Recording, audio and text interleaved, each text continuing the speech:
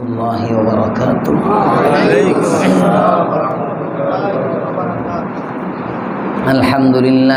الحمد لله وكفى وسلام على عباده الذين اصطفى. أما بعد فأعوذ بالله من الشيطان الرجيم. بسم الله الرحمن الرحيم. شهر رمضان الذي أنزل فيه القرآن هدى للناس وبينات من الهدى والفرقان، فمن شهد منكم الشهر فليصم، ومن كان مريضا أو على سفر فعدة من أيام أخر، يريد الله بكم اليسر ولا يريد بكم العسر، ولتكملوا العدة ولتكبروا الله على ما هداكم ولعلكم تشكرون. وإذا سألك عبادي عني فإني قريب أجيب دعوة الداعي إذا دعان، فليستجيبوا لي وليؤمنوا بي لعلهم يرشدون. صدق الله العظيم. وعن ابن عباس رضي الله عنهما قال قال رسول الله صلى الله عليه وسلم: كان رسول الله صلى الله عليه وسلم أجود الناس، وكان أجود ما يكون في رمضان حين يلقاه جبرائيل، وكان جبريل يلقاه في كل ليلة من رمضان فيدارسه القرآن. ولرسول الله صلى الله عليه وسلم أجود بالخير من الريح المرسلة، أو كما قال ابن عباس رضي الله تعالى عنه. بارك الله لنا ولكم في القرآن العظيم، ونفعنا وإياكم بالآيات والذكر الحكيم. سبحانك لا علم لنا إلا ما علمتنا إنك أنت العليم الحكيم. سبحانك لا علم لنا إلا ما علمتنا إنك أنت العليم الحكيم. سبحانك لا علم لنا إلا ما علمتنا إنك أنت العليم الحكيم. اللهم صل على محمد وعلى آل محمد كما صليت على إبراهيم وعلى آل إبراهيم إنك حميد مجيد.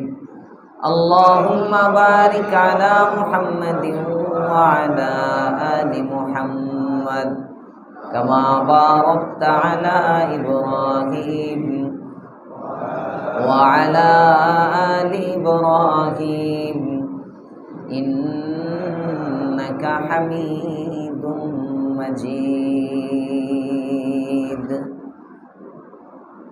আলহামদুলিল্লাহ। মুআজ্জাজ মুহতারাম মুসল্লিয়ানে কেরাম মুরব্বিয়ানে ইজাম, যুবক বন্ধুরা, ছোট বাচ্চারা, শুকরিয়া রব্বে করিমের দরবারে যার তৌফিকে রমাজানুল মুবারকের প্রথম জুমায় মসজিদে আসার সুযোগ পেয়েছি, আসতে পেরেছি। যে মালিক আমাদেরকে হায়াতে বরকত দিয়ে একটি বছর পরে আবারও রমজানের এই জুমাতে অংশগ্রহণের তৌফিক দান করেছেন, মালিকের দরবারে কৃতজ্ঞতা প্রকাশ করি, কালিমাতুশ শুকর পড়ি আলহামদুলিল্লাহ। রোজা রাখলেও আওয়াজে বোঝা যায় খুব চাঙ্গা আছে, মাশাআল্লাহ। আল্লাহ তাআলা কবুল করুক, বলেন আমিন।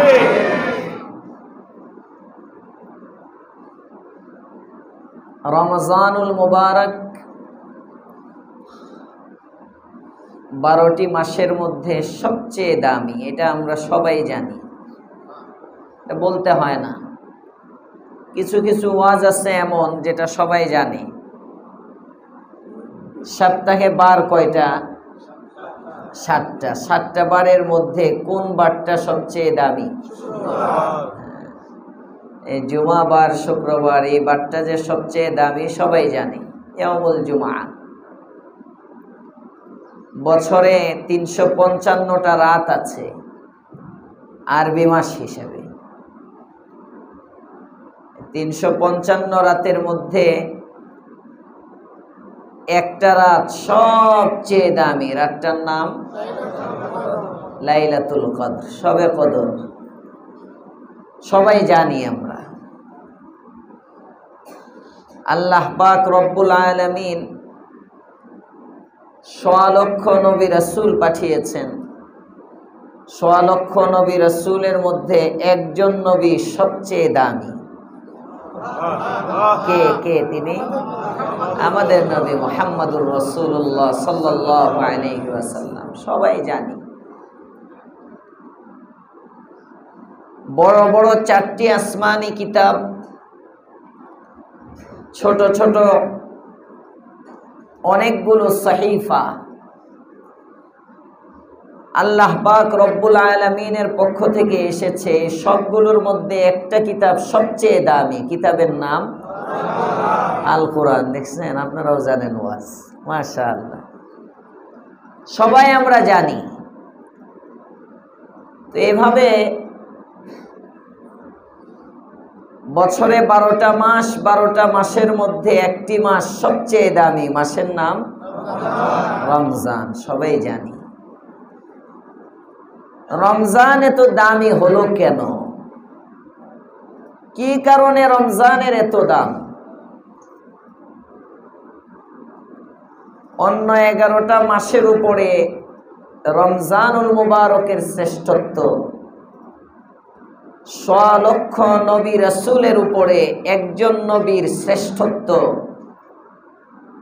পৃথিবীর সমস্ত জায়গাগুলোর মধ্যে একটা জায়গা সবচেয়ে দামি, কোনটা? মক্কা। বাইতুল্লাহ যেখানে আছে, আল্লাহর ঘর, সবচেয়ে দামি। এটা তো বলার অপেক্ষা রাখে না। যেখানে 1 রাকাত নামাজ পড়লে 1 লক্ষ রাকাতের সওয়াব হয়। হ্যাঁ, মদিনার যে অংশ আল্লাহর রাসূল সাল্লাল্লাহু আলাইহি ওয়াসাল্লামের জাসাদে আতহার, পবিত্র শরীরের সাথে লেগে আছে যে মাটিটা, এই মাটিটা কাবার চেয়েও দামি। বাকি মক্কা মদিনা, এই দুইটার মধ্যে দামি কোনটা? মক্কা।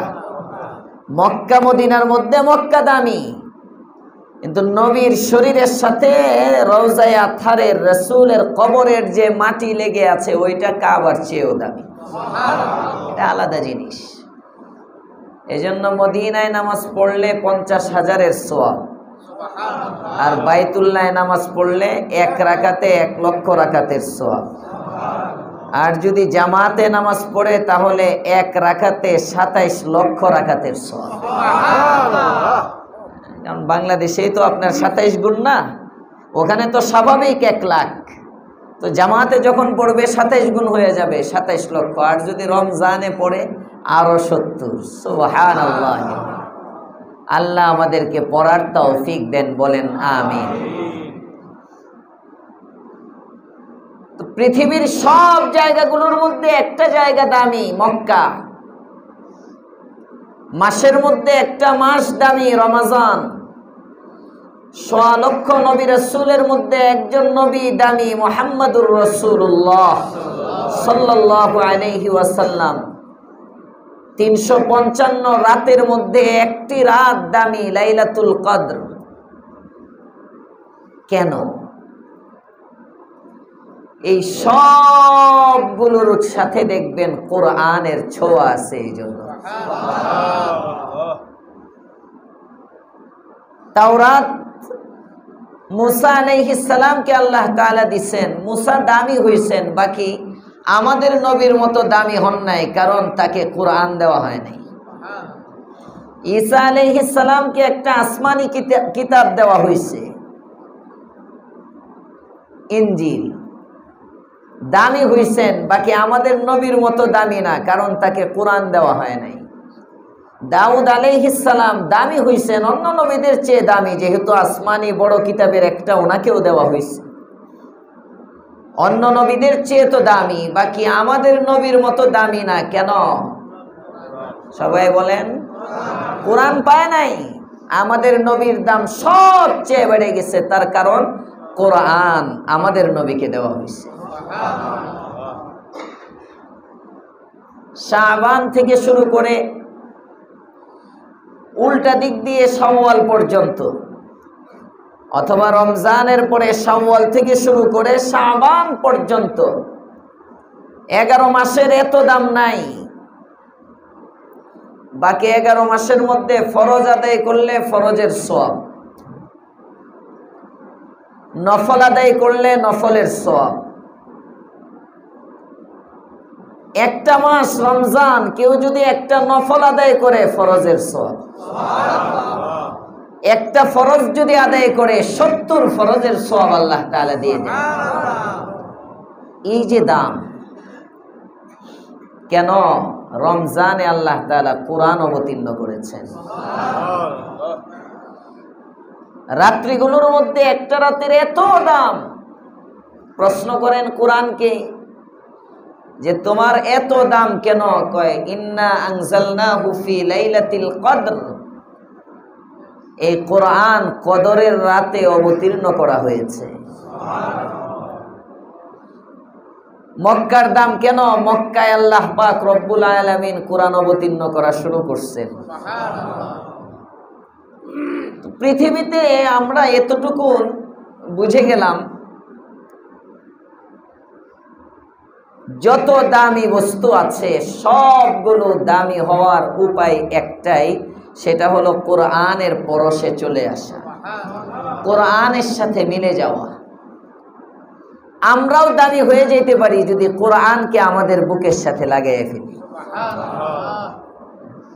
আপনারা নিচে বসে রয়েছেন, আমি উপরে বসে আছি, পার্থক্য কি? আমার চেয়ে বড় শিক্ষিত নাই এখানে, দুনিয়াবি লাইনে আছে, দুনিয়াবি লাইনে, দিনের দিক দিয়ে তো। কিন্তু ডাক্তার থাকতে পারে, আরো দুনিয়াবি লাইনের পিএইচডি করা, এই করা সেই করা আছে, থাকতে পারে। কিন্তু মসজিদের ভিতরে ঢোকার পরে এই শিক্ষাটা ম্লান হয়ে যায়। শুধু মসজিদের ভিতরে না, ভিতরে বাহিরে সব জায়গায় কোরআনের উপরে কোনো শিক্ষা নেই। আস্তে কয় সুবহানাল্লাহ। এটা তো আপনার দাম বাড়বো, আমরা সুবহানাল্লাহ কই। আল্লাহর পয়গম্বর, আপনি আমার নবী, দু জাহানের সরদার, রাহমাতুল লিল আলামিন সাল্লাল্লাহু আলাইহি ওয়াসাল্লামের সাহাবী হযরত ওমর ইবনুল খাত্তাব বলেন, সহিহ মুসলিমের বর্ণনা, ইন্নাল্লাহা ইয়ারফাউ বিহাযাল কিতাবি আকওয়ামা ওয়া ইয়াযউ বিহি আখারিন। আল্লাহর পয়গম্বরের সাহাবী হযরত ওমর বলেন, কোরআনে কারীম এমন একটি কিতাব, কোরআনের ছোঁয়া যে সমাজের মধ্যে লাগে ওই সমাজ দামি। কোরআনের ছোঁয়া যে ব্যক্তির শরীরে লাগে, যে ব্যক্তির হৃদয়ে লাগে, ওই ব্যক্তি দামি। কোরআনের ছোঁয়া যে দেশের মধ্যে লাগে, ওই দেশ দামি। সুবহানাল্লাহ। ইন্নাল্লাহা ইয়ারফাউ বিহাদাল কিতাবি আকওয়ামা। পৃথিবীর ইতিহাস পর্যালোচনা করলে যত দামি জাতি দেখা যায়, ওই জাতিগুলোই দামি যারা কোরআনকে আঁকড়ে ধরেছেন। ওয়ায়াযউ বিহি আখারিন। আর লাঞ্ছিত বঞ্চিত তারা যারা কোরআন থেকে দূরে, কোরআন ছাড়ে, কোরআন থেকে দূরে, কোরআন ছাড়ে, এরাই লাঞ্ছিত হয়, এরা অপমানিত হয়। আর যে কোরআনকে আঁকড়ে ধরে 1000 বছর পরে হলেও সে ইজ্জতের সাথে ফিরে। জোরে কোন সুবহানাল্লাহ। কোরআনওয়ালার ইজ্জত সমাজের সমস্ত অসঙ্গতি বলেন দূর করার একটাই উপায়, সেটা হলো কোরআন। কোরআনের ছোঁয়া ছাড়া ব্যক্তি ঠিক হয় না, কোরআন ছাড়া রাষ্ট্র ঠিক হয় না, কোরআন ছাড়া সমাজ ঠিক হয় না, কোরআন ছাড়া শান্তি শৃঙ্খলা কোনো কিছুই ঠিক থাকে না। সব ঠিক থাকবে যদি কোরআনওয়ালা হয়ে যায়। সহিহ মুসলিমের হাদিস। এজন্য একেবারে নিকৃষ্ট জাতি যাদেরকে মনে করা হতো এরা সবচেয়ে দামি হয়ে গেছেন। কেন? কবি বলেন, উতর কর হেরা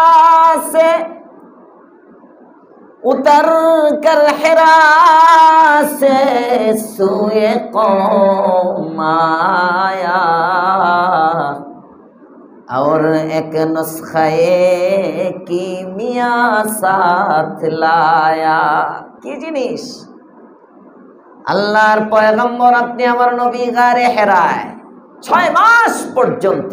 কোথায়? সবাই বলেন, যা বলে নূরের মধ্যে 6 মাস একা একা পয়গম্বর সাধনা করেন। হযরত ইব্রাহিম আলা নবীনা ওয়া আলাইহিস সালাতু ওয়াস সালামের মিল্লাত অনুযায়ী ইবাদত করেন, মিল্লাতে ইব্রাহিম অনুযায়ী চলেন।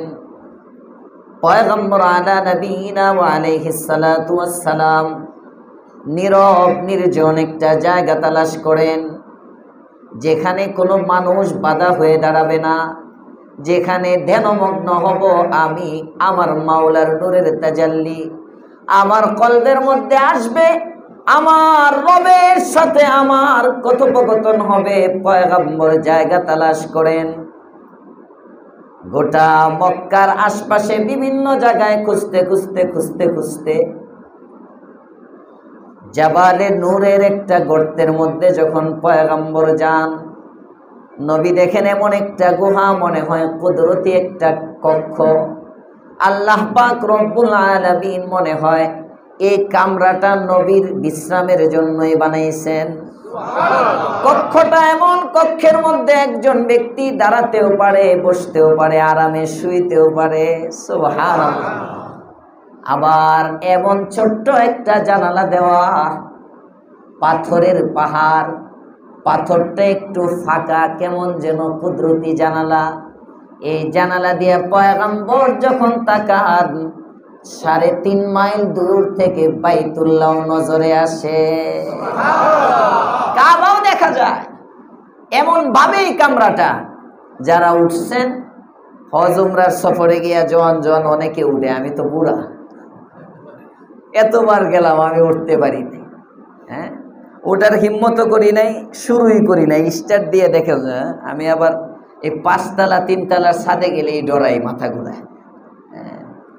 অনেক হুজুর চিল্লান যখন দেন মনে হয় খুব সাহসী, আওয়ামী লীগরে বকা দেওয়ার সময়, ওইটা আলাদা জিনিস। ওই বকার সাহস আর এই সাহস এক না। তো যারা গেছেন, আমরা তো কিতাবে পড়ি এরকম, আমাদের উস্তাদরা হযরতে আকদাস মুফতি সাঈদ আহমদ পালনপুরি সাহেব শোনাইছেন এমন। এখন তো গাড়ি টাড়ি রাস্তা করতেছে, খুব শীঘ্রই গাড়ি টাড়ি হবে ওখানে যাওয়ার জন্য, পরে যাবো ইনশাআল্লাহ, নিয়ত করছি। তো যারা গেছেন দেখছেন ওই রুমটা এমন, ওখান থেকে একটা ছোট্ট পাথরের কেমন যেন কুদরতি জানালা করা, ওদিক দিয়ে তাকাইলে বাইতুল্লাহ নজরে আসে। সুবহানাল্লাহ। ওখানে আল্লাহর পয়গম্বর ধ্যানমগ্ন থাকেন, 6 মাস পর্যন্ত ধ্যান করেন, ধ্যান 6 মাস নীরবে নির্জনে। কখনো নিজে খাবার সাথে নিয়ে যান, খাবার ফুরিয়ে গেলে আবার আসেন, এসে খাবার নিয়ে যান। আর কখনো অনুমান করে হযরতে খাদিজাতুল কুবরা বুঝেন স্বামী তো এই কয়দিনের খাবার নিয়ে গেছেন, মনে হয় খাবার শেষ, আমি আগেই খাবারটা দিয়ে আসি। সুবহানাল্লাহ। কি বেগম ছিল চিন্তা করে। আর এখনকার বেগমদের হালত কি, না খাওয়াইতে না খাওয়াইতে মাইরে ফেলতে পারলে ভালো। মোহাব্বত। 6 মাস পর্যন্ত আল্লাহর পয়গম্বর ওখানে ধ্যানমগ্ন ছিলেন। 6 মাস পরে আল্লাহ পাক রব্বুল আলামিন নবীকে এমন একটা জিনিস দিলেন, কবি এটা বলে, উতর কর হিরা সে সুয়ে কওম আয়া और एक नुस्खे कीमिया साथ लाया। গারে হেরায় আগে যিনি গিয়েছিলেন, এখনো তো উনি হেরা গুহায় 6 মাস থাকার পরে আসছেন। তবে পার্থক্য এতটুকু, আগে ওনার সাথে যাওয়ার সময় কিছু ছিল না, কিন্তু যখন আসছেন, আসার সময় উনি একটা এমন পরশ পাথর নিয়ে আসছেন যে পাথরের ছোঁয়ায় সবাই দামি হয়ে যায়। আবু বকর ওই পাথরের ছোঁয়ায় যায় তো আবু বকর সিদ্দিক হয়ে যায়। হযরত ওমর ইবনুল খাত্তাব রাদিয়াল্লাহু তাআলা আনহু ওই পরশ পাথরের ছোঁয়া পায় তো হযরত ওমর ইবনুল খাত্তাব দুনিয়ায় জান্নাতের সংবাদ পেয়ে যায়। হযরত উসমানে গনি হয়ে যায়। হযরত আলী ইবনে আবি তালিব আসাদুল্লাহিল গালিব উপাধি পেয়ে যায়। সুবহানাল্লাহ। 100 লক্ষ সাহাবী যারাই ওই কোরআনের সংস্রবে যায়, আল্লাহ পাক রব্বুল আলামিন বলেন রাদিয়াল্লাহু আনহুম ওয়া রাযু আন, আমি আল্লাহ তাআলা তাদের প্রতি রাজি সন্তুষ্ট হওয়ার সার্টিফিকেট দিয়ে দিলাম। ছোট একটা জিনিসের নাম কি সবাই বলে নাই? কষ্ট হইতেছে আপনাদের? আপনারা তো সারি খাইছেন, আমি তো সারি না খাই রোজা। হ্যাঁ, এরপরেও 3 ঘন্টা আগের রোজা। বিমানের সময়ে ব্যবধান আছে না, এই জন্য তো কষ্ট আমার হইব, আপনাদের তুলনা আপনাদের হবে না তা না রোজা রাখলে। বাকি এই যে রোজা রেখে রেখে সুবহানাল্লাহ আলহামদুলিল্লাহ আল্লাহু আকবার বলা আর রোজা ছাড়া বলা দুইটা কি সমান? আল্লাহ আমাদেরকে নেকির আগ্রহী হওয়ার তৌফিক দেন, বলেন আমিন। মুহতারাম হাজিরিন, সব দামের মূলে গিয়ে কোরআন। আজকে আমাদের দাম নাই কারণ আমাদের কোরআন নাই। কোরআনের সব পারি আমরা, কোরআন পড়তে পারি না। এমনও মানুষ এই মসজিদের মধ্যে তালাশ করলে পাওয়া যাবে, নিচতলায় না পাওয়া যাইতে পারে। পুরা মসজিদ যখন ভরবে এমন 1-2 জন মুসল্লি এমনও পাওয়া যাবে লাস্ট কবে কোরআন তেলাওয়াত করছে উনি জানে না। উনি বলতে পারবে না সর্বশেষ কোরআনের কপি কবে হাতে নিয়েছিল, উনি বলতে পারবে না, মনে নাই। জমিনের কাগজ কিন্তু কয়েকদিন পর পরেই হাতে নেন। দোকানের মালামাল কিন্তু প্রতিদিনই নতুন নতুন মাল আসে কিংবা সপ্তাহে মাল আসে। কোরআন কবে হাত দিলেন মনে নাই বাবা, কবে যে ধরছেন খবর নাই। এমন মানুষ পাওয়া যাবে, কথা বলেন ঠিক না বেঠি? বড় আফসোস হয়, বড় আফসোস হয় ওই মুসলমানের উপর যে মুসলমান কোরআন পড়তে পারে না। সব পারলা, ব্যবসা শিখতে পারলা, চাকরি শিখতে পারলা, তৃণমূল থেকে রাজনৈতিক কর্মী হয়ে আস্তে আস্তে এখন বিরাট বড় লিডার হয়ে গেলা। আমি তৃণমূলের কর্মী, আছে না নাই? তৃণমূল থেকে রাজনীতি করি, হাইব্রিড নেতা না আমি। আরে বাবা, সব পারলেন। কোরআন শিখা কিন্তু রাজনীতি হওয়ার মতো, রাজনীতিবিদ হওয়ার মতো কঠিন না। রাজনীতিবিদ হওয়ার জন্য তো অনেক টাকা পয়সা ব্যয় করা লাগে, অনেক শ্রম দেওয়া লাগে, জেল জুলুমে নির্যাতন সহ্য করা লাগে, অনেক ত্যাগ।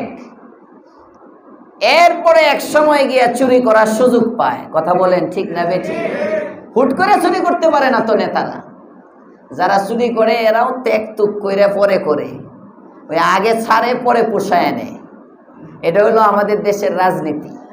হ্যাঁ, নির্বাচনের আগে ভালো করে ঢালবো, নির্বাচনের পরে সব উঠাইব।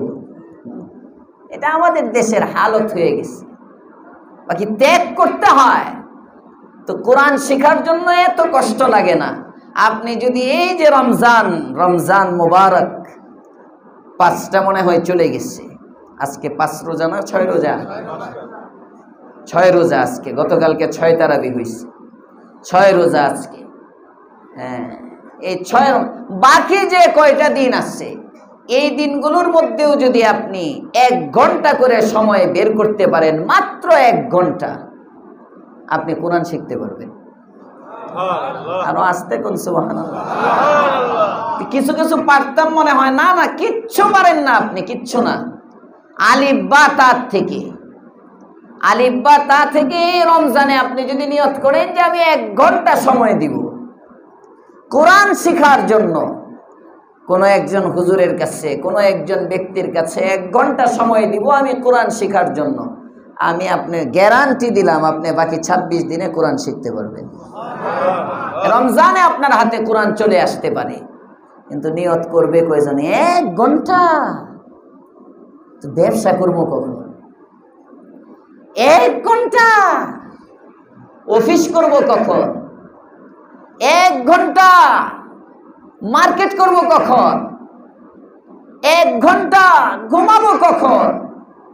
ঘুমটা আমার কাজ, মার্কেট করা আমার কাজ, অফিস করা আমার কাজ, চাকরি ব্যবসা করা আমার কাজ, কোরআন আমার না। কথা বলেন ঠিক না বেঠি?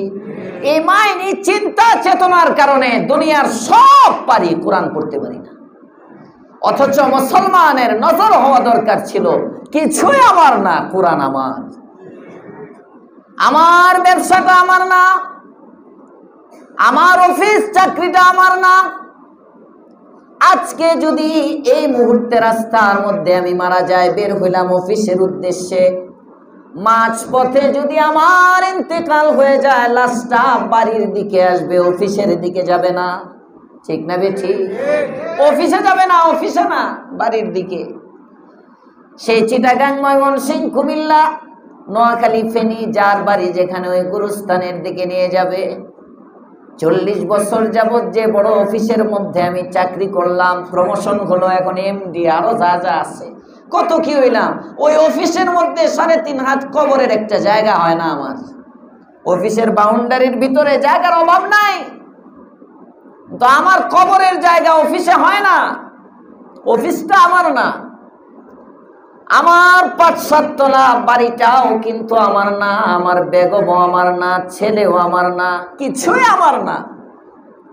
কিন্তু আল্লাহর পয়গম্বর বলেন, যার দিলের মধ্যে কোরআনে কারীম আছে, যে ব্যক্তিটা কোরআনওয়ালা হয়ে যায়, যে ব্যক্তিটা কোরআন তিলাওয়াত করে, আমি আল্লাহর পয়গম্বর জানায় দিলাম রে উম্মত, আসসিয়াম ওয়াল কোরআন ইয়াশফাআনি লিল আবদ। ময়দানে মাহশর যখন কায়েম হয়ে যাবে, বাবা সন্তানকে চিনবে না, মা তার সন্তানকে পরিচয় দিবে না, স্বামী স্ত্রী একে অপর থেকে বিচ্ছিন্ন হয়ে যাবে, বন্ধু বান্ধব সব আলাদা হয়ে যাবে। ওই দিন কেউ তোমার পাশে দাঁড়াবে না, কিন্তু কোরআনটা তোমার জন্য রব্বে কারীমের কাছে সুপারিশ করতে থাকবে। আসিয়াম ওয়াল কোরআন, রোজা সুপারিশ করবে, কোরআন সুপারিশ করবে। ইয়াশফাআনি লিল আবদি ইয়াওমাল কিয়ামা।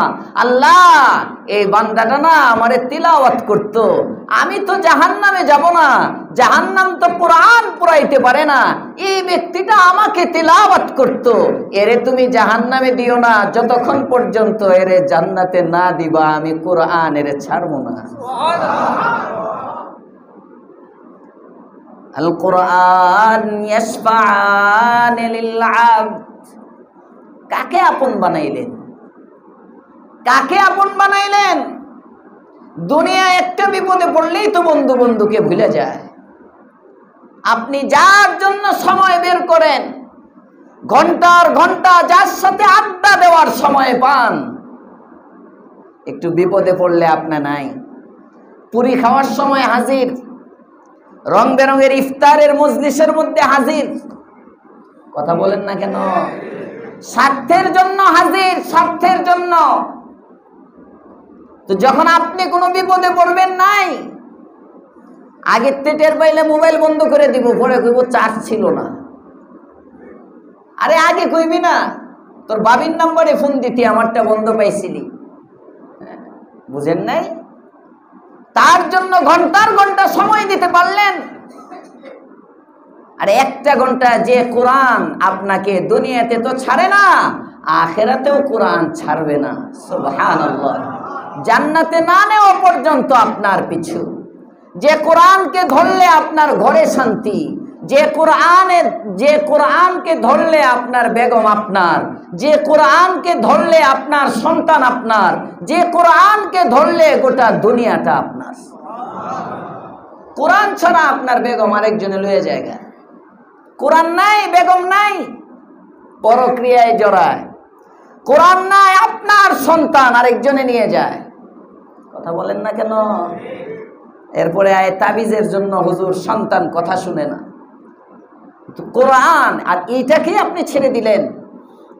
রমজান মাস, কোরআন নাজিলের মাসে নিয়ত করেন, কোরআন শিখে কবরে যাব ইনশাআল্লাহ। পারবো সবাই ইনশাআল্লাহ। কোরআন শিখেন, যারা পড়তে পারেন না শিখেন, এটা আপনার কবরে যাবে। যে দিলের মধ্যে কোরআন আছে ওই দিল জাহান্নামে যাবে না, যাবে না জাহান্নামে। যে ঘরের মধ্যে কোরআন আছে এই ঘরের মধ্যে কোনো অশান্তি থাকতে পারে না।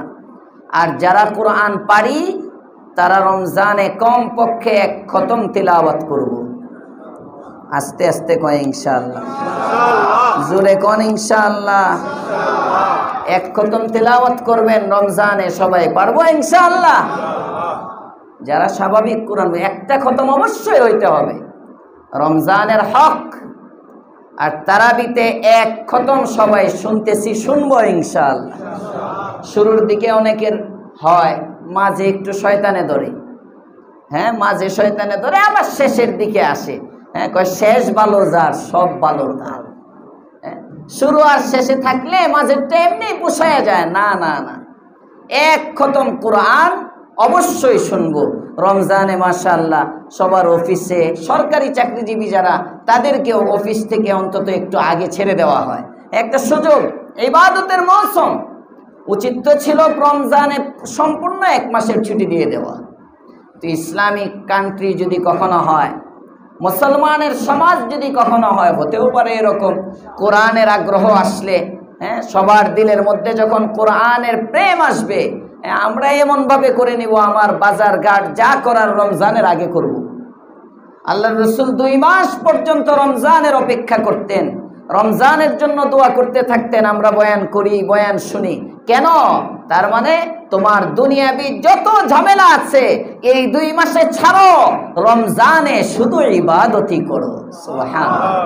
রমজান তো ইবাদতের মাস, রমজান ইবাদতের মাস। আর এখন রমজানে এত ব্যস্ত, অনেকে ফরজ নামাজ পড়ারও সময় পায় না।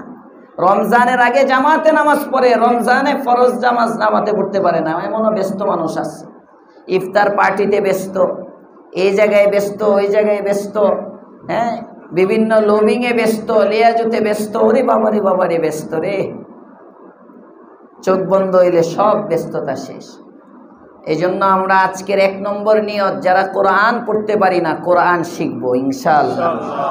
যারা পারি 1 খতম নিজে তিলাওয়াত করব, ঠিক আছে ইনশাআল্লাহ। 5 ওয়াক্ত নামাজের পর সারা দিনে 1 পারা পড়তে সারা দিনে সর্বোচ্চ হয়তো 1 ঘন্টা সময় লাগবে। একদম যদি আপনি 3rd ক্লাসের কোরআনের পাঠক হন, 3rd ক্লাসের কোরআনের পাঠক হইলেও 1 ঘন্টার বেশি লাগার কথা না।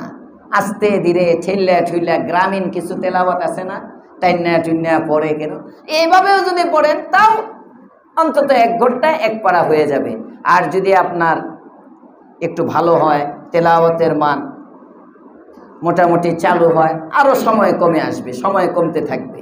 যত বেশি পড়বেন তত সময় কমতে থাকবে। এক খতম পড়বো সবাই ইনশাআল্লাহ।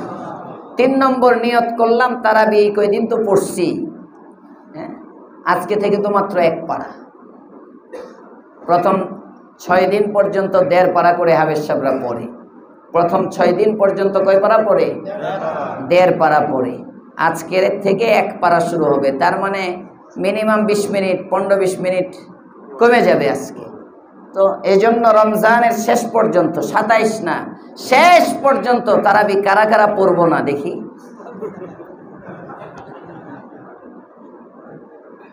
বুঝে নাই, পড়বো সবাই ইনশাআল্লাহ। আল্লাহ তৌফিক দাও, বলেন আমিন। যারা আছি সবাই ইনশাআল্লাহ তারাবি 1 খতম।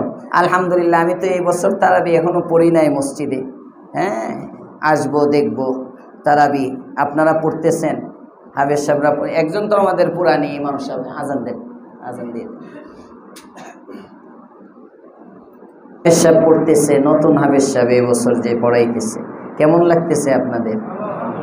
হ্যাঁ হুজুর, আপনার মাদ্রাসার ছাত্র খারাপ কই কেমনে, এরকম নাকি আসলেই ভালো? একটু মনে হয় ধীরস্থিরতার সাথে পড়ে, এটাই কোরআনের আদব, এটাই কোরআনের আদব। ধীরস্থিরতার সাথে পড়তে কিন্তু ইয়াদ লাগে, তাড়াতাড়ি পড়তে ইয়াদ লাগে না এত, আস্তে পড়তে ইয়াদ লাগে যত। যে কোনো মসজিদে যারা তাড়াতাড়ি পড়ে, ওই হাফেজ সাহেবরে আপনি ধরেন, বিশ্বাস না হয় আজকে টেস্ট করেন।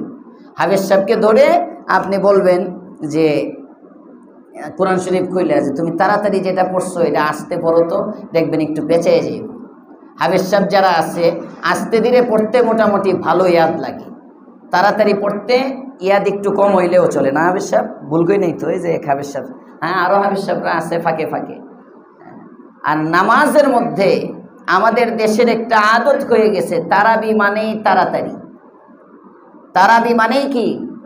সবাই বলেন তাড়াতাড়ি।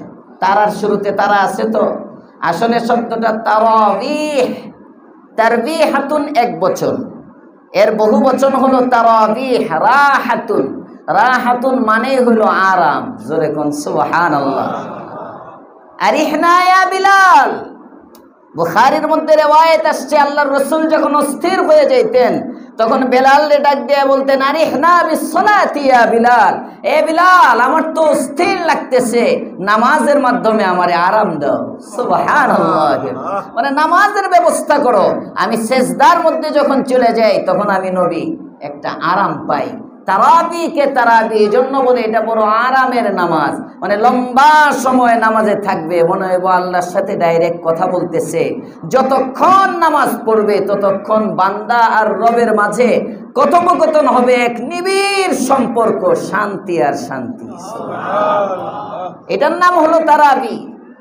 প্রতি 4 রাকাত পড়ো, 4 রাকাত পড়ার পরে এই 4 রাকাত পড়তে যে পরিমাণ সময় গেছে, এই পরিমাণ সময় তুমি বসো, বসে আল্লাহর কাছে দোয়া করতে থাকো, এরপরে আবার দাঁড়ায় 4 রাকাত পড়ো, মানে রমজানের রাতটা যেন পুরাটাই তোমার নামাজে কেটে যায়। শরীয়ত আমার কাছে চায় এমন, শরীয়তের চাওয়াটা হলো এমন, আমরা বুঝি না। আমরা ওইটারে আনতে আনতে নিয়ে আসছি 1.5 ঘন্টায়, ওই 1.5 ঘন্টারে এখন 1 ঘন্টার মধ্যে, তাও মানে মুন তালামু, শুরু বুঝা যাইব, শেষে একটা করে শেষে একটা টান দিলে হাফেজ সাহেব খুব ভালো, হাফেজ সাহেব খুব ভালো। আর যদি একটু দেরি হয়, ধীরস্থিরতার সাথে পড়ে, আলহামদুলিল্লাহ, আপনারা তো নেককার মানুষ। বাকি এমনও মানুষ দেশে খুঁজলে 1-2 জন পাওয়া যেতে পারে যারা বিরক্ত হয়, অভ্যস্ত না। অনেক মসজিদে এখনো সূরা তারাবি হয়, রানাবুলা আমার বাসার কোনায় একটা সূরা তারাবি হয়। অনেক মসজিদে এখনো, ঢাকা শহরের সূরা তারাবি হলো, তার মানে কি? তাদের ঈমানই কমতি, তাদের ঈমানই কমতি। বছরে অন্তত রমজানে 1 খতম খতমে তারাবি, 1 খতম নামাজের মধ্যে একটা খতম শোনা, একটা খতম পড়া প্রত্যেক ব্যক্তির উপর এটা সুন্নতে মুআক্কাদা, তাকিদযুক্ত সুন্নত। এটা সুন্নতে মুআক্কাদা, 1 খতম শুনতে হবে, 1 খতম পড়তে হবে। এটা রমজানের হক, মনে থাকবে ইনশাআল্লাহ। কোন এলাকার সব মুসল্লিরা মিলে যদি এটাকে তরক করে, কবিরা গুনাহ হবে সবার। এই জন্য প্রত্যেক মসজিদে, জুমার মসজিদের মধ্যে খতমে কোরআন লাজিমি চালু করবে। প্রয়োজনে ইমাম আর মুয়াজ্জিন দুইজনে মিলে পড়বে। কোন মুসল্লি আসবে না আসবে এটা দেখার বিষয় না, কে থাকলো না থাকলো এটা দেখার বিষয় না।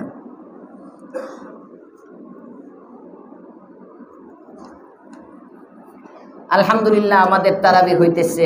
ইনশাআল্লাহ আপনারা ইমানি পাওয়ার বাড়াইতে থাকেন। আস্তে আস্তে আস্তে আস্তে যেন সুন্দর করে আমরা খতমটা শেষ করতে পারি। আল্লাহ তৌফিক দেন, বলেন আমিন। নামাজ, তারাবিটা কি নামাজ না অন্য কিছু? সবাই বলেন নামাজ না অন্য কিছু? এটা বড় হাস্যকর লাগে আমার কাছে। আমিও পড়ি এমনি, দেশ যেহেতু চলে আমিও তারাবি যখন পড়াই আমিও তাড়াতাড়ি পড়ি, তাড়াতাড়ি। বাকি গত বছর বলছিলাম যে আল্লাহ তাআলা যদি হায়াতে বাঁচায় ইনশাআল্লাহ আগামী বছর আমাদের মসজিদে ধীরস্থিরতার সাথে তারাবি হবে। পরে দুইজন বলছিল যে আমার কানে পরে খবর আসছে কেমনে পড়বো, ওই সেক্রেটারি হিসাব আবার বলছেন 1 বছর বাচ্চা লো। হুজুর বলছে যখন বলতে দাও, হুজুর রে যদি মরে যাও এত আগে কেমনে পড়বো, মুসল্লি থাকবো কিনা। আরে ভাই, এশার নামাজের মধ্যে দেখেন ইমামের কেরাত একরকম, বেতরের নামাজের মধ্যে ইমামের কেরাত একরকম, মাঝে তারাবির 20 রাকাতের মধ্যে ইমামের কেরাত একরকম। একদম ঠাসা একটা ফাইজলামি।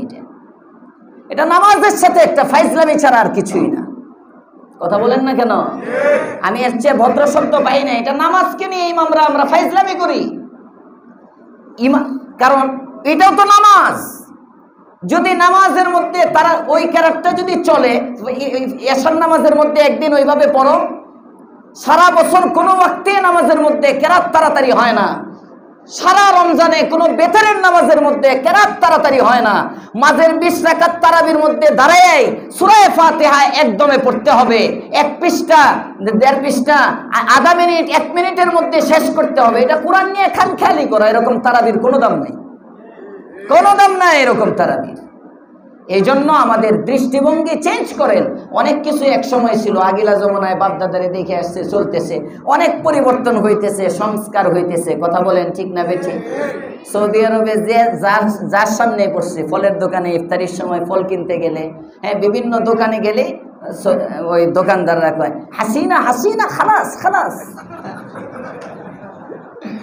হাসিনা হাসিনা। এরা এই দুইটা ভালো করে শিখছে। মানে বাঙালি দেখলে কয় হাসিনা হাসিনা খালাস খালাস। হ্যাঁ, তো একটাই কইতেছে, কই যে তোমাদেরকে তো আল্লাহ তাআলা নাজাত দিছে। ডক্টর ইউনুস এমনি দেখায় 2 আঙ্গুল। হ্যাঁ, পরে আমি জিজ্ঞেস করলাম কেমনে, পরে ওইটা বেডি ছিল আর এইটা বেডা, এই দিক থেকে তো অন্তত লানত থেকে তো বাঁচছ। হ্যাঁ, তো ওরাও আমাদের দিয়ে পুরো ভাইরাল বাংলাদেশ। হ্যাঁ, একদম সবাই। আর হাসিনারে তো সবাই চিনে মাশাআল্লাহ। এই যে আমাদের অনেক কিছুই সংস্কার হইতেছে। আগে নারী নেতৃত্ব ছিল, এখন আমরা পুরুষ নেতৃত্বের দিকে যাচ্ছি। কথা বলেন না কেন?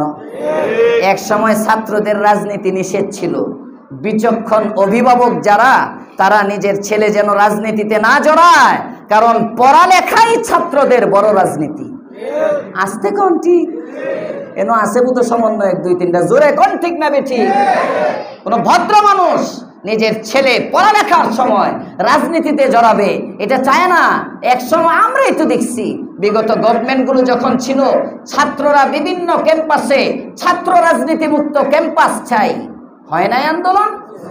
বারবার আসছে ছাত্র রাজনীতি। সংস্কার হইতেছে যে ছাত্ররা এক সময় রাজনীতির বিরুদ্ধে ছিল, এরা এখন দল গঠন করে।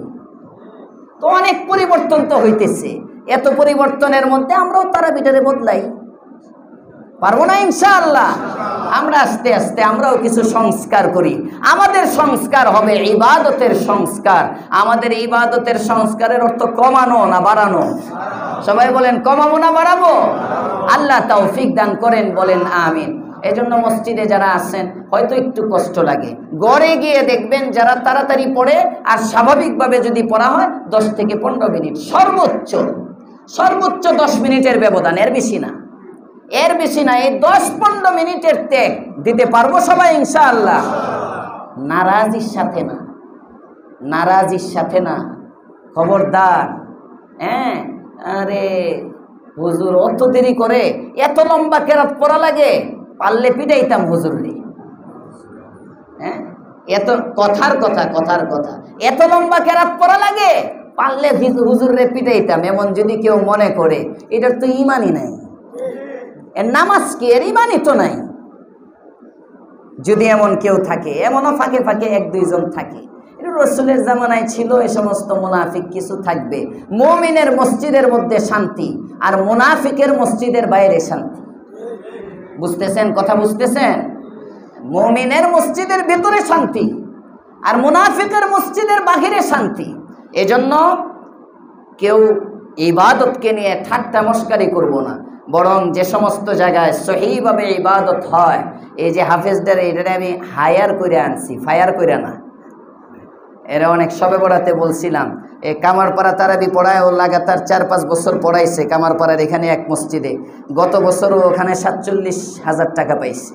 যে হাফেজটা এখানে তারাবি পড়াইতেছে, গত বছর ওই মসজিদ থেকে ওকে হাদিয়ে দিছে 47,000। তো আমার শাগরিদ হয়েছে আমার কাছে, আমাকে মুরব্বি মানে, পরে বলতেছে, হুজুর তারাবির ব্যাপারে কি করব, টাকা নেওয়া তো জায়েজ নাই, আপনি কইলেন। আমি বললাম, আমি কইছি না, এটা শরীয়তে কয়, শরীয়তেই বলে জায়েজ নাই। তো সুতরাং এই তারাবি বাদ দাও, আমরা এনে বিনা পয়সার তারাবি হয়, তুমি আমার মসজিদে আইসা পড়ো। হ্যাঁ, আমার মসজিদে তুমি আসো, ব্যাস এই আনলাম তারাবিতে, এটা কদর করেন। কদরটা কিভাবে হবে? মসজিদ ভর্তি পুরা জুমাতে যেমন আসেন, ইনশাআল্লাহ মহল্লার যারা, বাহিরের থেকে তো যার যার মহল্লায় নামাজ পড়বে, উৎফুল্লতার সাথে প্রফুল্ল চিত্তে সবাই তারাবির নামাজ পড়বো, ঠিক আছে ইনশাআল্লাহ? আল্লাহ তৌফিক দান করেন, বলেন আমিন। তাহলে রমজানের দাম কেন? নবীর দাম কেন? মাসের দাম, রাতের দাম, জায়গার দাম। আমরা দামি হব না কম দামি থাকবো? সবাই দামি হওয়ার জন্য আমাদেরকেও কোরআনকে আঁকড়ে ধরতে হবে। আর রমজান হলো কোরআনের সিজন। শাহরুর রমাজান, আয়াতে কারিমা তিলাওয়াত করেছি, শাহরুর রমাজান আল্লাযী উনজিলা ফীহিল কুরআন। আল্লাহ তাআলা বলেন, রমজান মাস, এই মাসে কোরআনকে অবতীর্ণ করা হয়েছে। কোরআন কি জানো? হুদাল্লিন নাস, কোরআন মানুষকে পথ দেখায়, হাদি, পথ প্রদর্শক। ওয়াবাইনাতিম মিনাল হুদা, হেদায়েতকে বর্ণনা করে, স্পষ্ট করে। ওয়াল ফুরকান, হক এবং বাতিলের মধ্যে কোরআন পার্থক্যকারী। জোরে কোন সুবহানাল্লাহ। এজন্য কোরআনকে আঁকড়ে ধরব। রমজানের 1 নম্বর আমল, রোজা তো ফরজ, পড়তেই হবে। তারাবি তো সুন্নতে মুআক্কাদা, আদায় করতেই হবে। বাকি নফল আমলের মধ্যে, নফল আমলের, রমজানের ফরজ, রোজা তো রাখবই, এটা ফরজ। তারাবি তো পড়বই, কারণ আল্লাহর রাসূল বলেন, রোজা আল্লাহর পক্ষ থেকে তোমাদেরকে দেওয়া হয়েছে, আর তারাবি আমি নবীর পক্ষ থেকে তোমাদেরকে দিলাম। মুমিন হওয়ার জন্য যেমন লা ইলাহা ইল্লাল্লাহ লাগে, মুহাম্মাদুর রাসূলুল্লাহ ছাড়া মুমিন হওয়া যায় না। রমজানের মধ্যেও খাঁটি মুমিন হওয়ার জন্য দিনের বেলা তারাবি, রাতে, দিনের বেলা রোজা, আর রাতে 20 রাকাত তারাবি ছাড়া মুমিন হওয়া যাবে না। মনে থাকবে ইনশাআল্লাহ? এইগুলোর ওয়াজ লাগে না। তারাবি আর রোজা তো রাখবই। বাকি নফল আমলের মধ্যে কোন আমলগুলো বেশি করব? 1 নম্বর আমলের নাম কোরআন তেলাওয়াত। 1 নম্বর আমল কি? কোরআন তেলাওয়াত। যত বেশি তেলাওয়াত, যদি কেউ তেলাওয়াত করতে পারে না, ভুলেও সুবহানাল্লাহ করেন না, আলহামদুলিল্লাহ বলেন না, আল্লাহু আকবার দরকার নাই, জান্নাত চাওয়া দরকার নাই, জাহান্নাম থেকে পানাহ চাওয়া দরকার নাই। ওই যে ওয়াজের মধ্যে শুনেন, রমজানে 4 আমল করতেন আল্লাহর রাসূল, বেশি করতে বলতেন। হ্যাঁ, কালিমা লা ইলাহা ইল্লাল্লাহ বেশি বেশি পড়া, ইস্তেগফার বেশি বেশি পড়া, আল্লাহর কাছে জান্নাত চাওয়া, জাহান্নাম থেকে মুক্তি চাওয়া। এটা কাদের জন্য? যে কোরআন পড়ে না তার জন্য। যে কোরআন পড়ে তার কোনো কিছু দরকার নাই, কোরআন পড়াই সবচেয়ে বড় আমল। কোরআনের চেয়ে আর কোনো আমল নাই তো উপরে। এজন্য ইমামে আবু যুরআ রাজি রাহমাতুল্লাহি আলাইহি, ইমামে আবু যুরআ রাজি রাহমাতুল্লাহি আলাইহি, যিনি 3 লক্ষ হাদিসের হাফেজ ছিলেন, আরো আস্তে কোন সুবহানাল্লাহ, হাদিসের দর্শ দিতেন। হযরত সুফিয়ানে সাউরি মায়েনাস ফকিহ ছিলেন, বিরাট বড় মুফতি ছিলেন। রমজানের বাহিরে 11টা মাস মাসলা মাসাইলের মুযাকারা করতেন। রমজান আসলে দর্শে ফিকহ বন্ধ। হযরত সুফিয়ান সাউরি রাহমাতুল্লাহি আলাইহি সমস্ত ফিকহের আলোচনা বাদ দিয়ে লেগে যাইতেন কোরআন তেলাওয়াতের মধ্যে।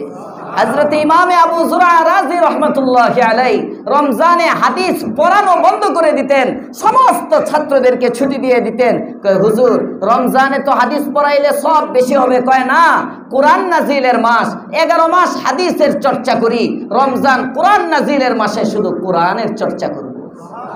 ইমামে শাফি রহমাতুল্লাহি আলাইহি রমজানে 40 খতম তিলাওয়াত করতেন।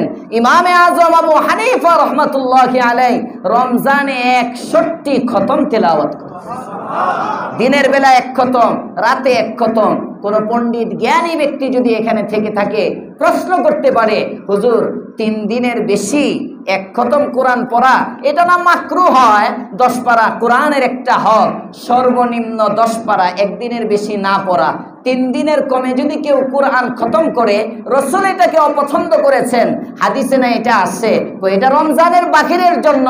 রমজানে যদি তুমি পারো প্রতিদিনে 3টা দিলে আরো বেশি ভালো, কারণ রমজান মাসটাই হলো কোরআনের মাস। রমজানে যত বেশি কোরআনের সাথে লাগবা তত বেশি তোমার সওয়াব হবে।